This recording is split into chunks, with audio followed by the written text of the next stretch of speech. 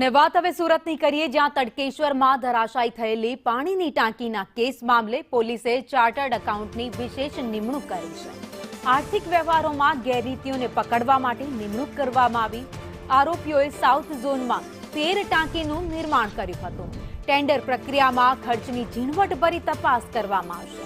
મોટા પાયે નાણાકીય હેરાફેરી થઈ હોવાની શક્યતાઓ પણ વ્યક્ત કરવામાં આવી છે.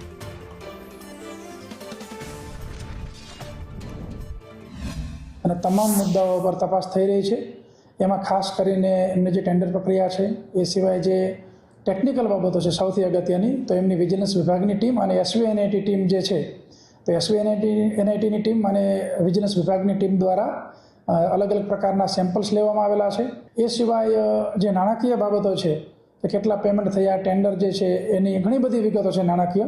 તો એ નાણાકીય વિગતો માટે એના એક્સપર્ટ તરીકે ચાર્ટર્ડ એકાઉન્ટન્ટને લેવામાં આવ્યા છે તપાસમાં.